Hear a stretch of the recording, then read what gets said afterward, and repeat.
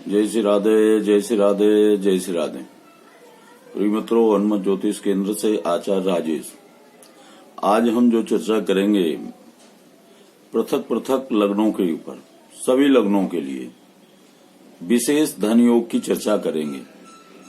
सभी लग्नों में विशेष धन की प्राप्ति कैसे होती है, किन ग्रहों के योग से जो है धन की प्राप्ति होती है, पहले तो हमें यही समझने की आवश्यकता है। तो सर्वप्रथम जो है हमें यह समझना पड़ेगा कि धनेश, धन का कारक ग्रह, लाभेश और लाभ का कारक ग्रह तथा पंचमेश और नवमेश और लग्नेश और मूल केंद्राधिपति पति दोष के मूल केंद्र का स्वामी केंद्रेश, यदि इनका संबंध हो तो धन की प्राप्ति होती। तो सर्वप्रथम तो हमें यही समझना, क्योंकि केंद्र जो है विष्णु स्थान है और त्रिकोण लक्ष्मी स्थान है, और इनका संबंध जब भी जो है धन या लाभेश से होगा तो वह अपनी दशा काल में धन की प्राप्ति कराएंगे। तो विशेष तो ये समझना है, यद्यपि प्रामाणिक ग्रंथों में, पाराशर आदि शास्त्रों में यह चर्चा की गई है कि पंचम भाव में यदि स्वराशि का शुक्र स्थित हो तो वह जो है धन योग बनाएगा। अब समस्या है कि जब स्वराशि का शुक्र होगा तो किन राशियों में होगा। तो अगर ये दो लग्नों में हो सकता है, शुक्र की भी दो राशियां हैं, तुला और वृष। दो राशियां हैं तुला और वृष, अर्थात शुक्र यदि जो है तुला राशि में स्थित होता है तो निश्चित है कि वह लग्न जो है मिथुन होगी, और शुक्र जो है यदि वृष राशि में स्थित होता है तो वह लग्न जो है मकर होगी। ऐसी स्थिति अगर बने, अर्थात मिथुन और मकर लग्न में यदि जो है शुक्र पंचम में स्थित हो और लाभ भाव में जो है तो मंगल स्थित हो, तो लाभ भाव में मंगल अर्थात मंगल भी स्वराशि का हो तो मंगल भी जो है अपनी ही राशि में स्थित होगा। मिथुन लग्न होगी तो मेष का होगा, और यदि मकर लग्न होगी तो वृश्चिक का मंगल होगा। अर्थात ऐसा मंगल अगर स्थित होगा तो विशेष धन का योग बनाएगा। ऐसा व्यक्ति जो है विशेष धनी होगा। अब अगला कहते हैं कि पंचम में यदि स्वराशि का बुध स्थित हो और चंद्र, मंगल, गुरु ये 11वें भाव में हो, तो अब स्वराशि का बुध अगर स्थित होगा तो यह जो है संभव कहां होगा, तो केवल दो लग्नों में जो है तो संभव होगी यह स्थिति। स्वराशि के बुध की स्थिति दो लग्नों में संभव हो सकती है, कुंभ और वृष। कुंभ लग्न में होगा तो पंचम में जो है मिथुन का होगा, और वृष लग्न में होगा तो पंचम में जो है तो कन्या का होगा। ऐसी स्थिति यदि बनती है और उसमें जो है चंद्र, मंगल, गुरु एकादश भाव में उस जन्मांग में स्थित हो तो व्यक्ति जो है विशेष धनवान होगा, विशेष धन की प्राप्ति होगी।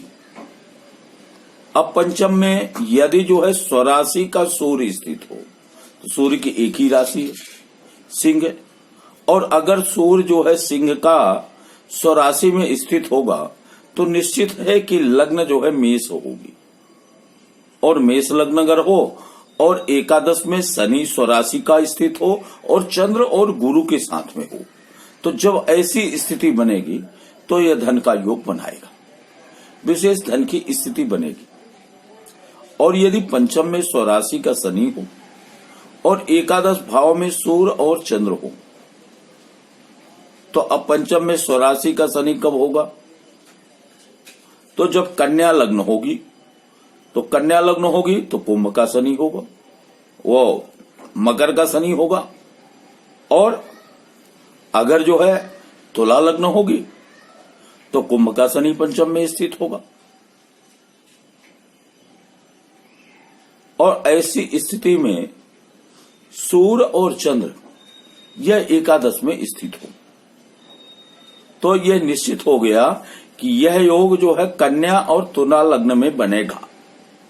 और कन्या और तुला लग्न वालों के जन्मांग में यदि यह स्थिति प्राप्त होगी तो वह विशेष धनवान होंगे, विशेष धन की प्राप्ति होगी।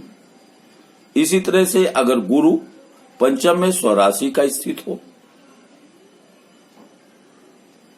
तो अब पंचम में स्वराशि का गुरु जो है कब स्थित होगा, तो यह भी जो है हमें देखने की आवश्यकता है। तो यदि सिंह लग्न होगी तो फिर जो है मूल त्रिकोण राशि में धनु में जो है गुरु स्वराशि का स्थित होगा। और यदि वृश्चिक लग्न होगी तो फिर जो है मीन का स्वराशि का गुरु जो है पंचम में स्थित होगा। और जब ऐसी स्थिति बने और एकादश भाव में जो है तो बुध हो, तो जो है विशेष धनी यह व्यक्ति होगा। अर्थात ये हम कह सकते हैं कि ऐसी स्थिति में सिंह और वृश्चिक लग्न वाला व्यक्ति विशेष धन प्राप्त करेगा।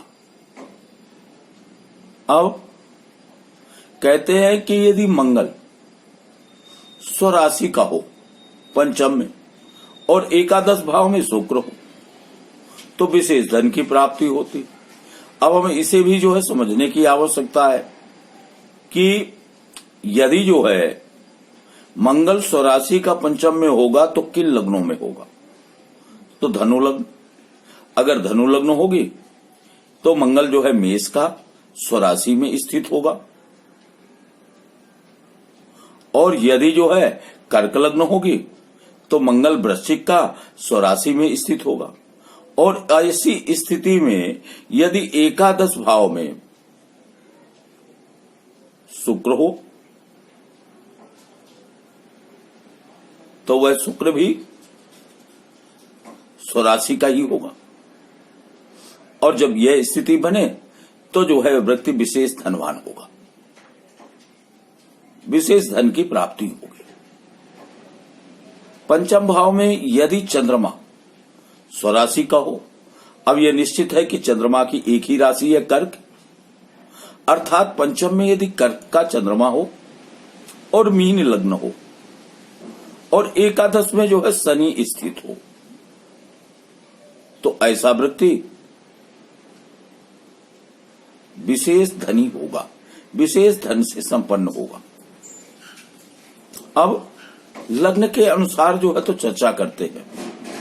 यदि जो है सिंह लग्न हो और सिंह लग्न में सूर्य लग्नस्थ हो, साथ में मंगल और गुरु से यदि युति करे या दृष्टि के हो या इनकी दृष्टि हो सूर्य के ऊपर, तो है व्यक्ति जो है विशेष धन की प्राप्ति करेगा।